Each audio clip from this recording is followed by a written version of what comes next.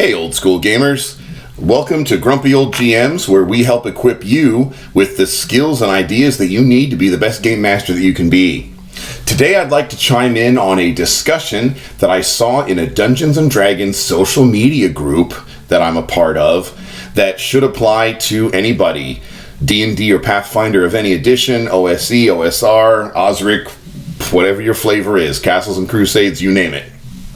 So the idea here, the question that was kind of tossed out there, or the comment that was made, was that people were discussing what often happens when groups of players in a game try to plan. They stop the combat in a combat and they start planning what they're doing during the combat. And there are two sides to this. Of course, there's lots of people in the middle, but to kind of describe both sides, there's people that think that's totally fine on one side, and then there's people that are a little more strict, like, hey, a combat round is 6 seconds. A combat round is 6 seconds. When the DM or GM calls on you, you need to know, what you're going to do right then.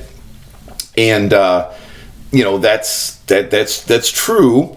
However, where I kind of weigh in on this, is that if our world was real, if the world of our game was a real place, then your player characters would be hanging out with each other 24/7. They would be, at the campfire each night as they travel along the road or trek across the wilderness between dungeon locations and towns and cities and stuff like that. And they would be intimately familiar with each other's combat capabilities. And so people might be discussing combos that they could do with each other's spells, powers, abilities, and feats. Kind of like in the X-Men in the Marvel Universe, there's the fastball special where Wolverine pops his claws out, Colossus grabs him, and then Colossus actually throws Wolverine at the enemy. That's the fastball special combo maneuver they have.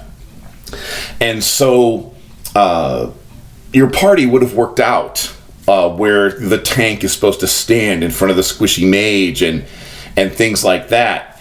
And so I think that by allowing your players to stop in the middle of combat and be able to discuss that and not just pushing them or pressuring them that, it's a 6 second combat round, you really need to know what you're going to do. I mean, if that's your style of play, great. And if everybody's having fun like that, don't let me mess with it.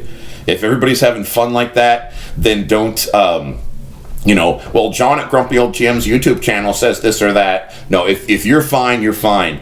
But, just to weigh in with an opinion, though, or maybe a different way to look at it, is that, since your players are your players here in the real world, they're not really the characters off in your game world. Well, off in your game world, those characters would know each other better and be able to, I think by letting your players discuss combat tactics in the middle of a combat, then that enables them to simulate how well they would know each other if it was real, how well they would fight together if it was real.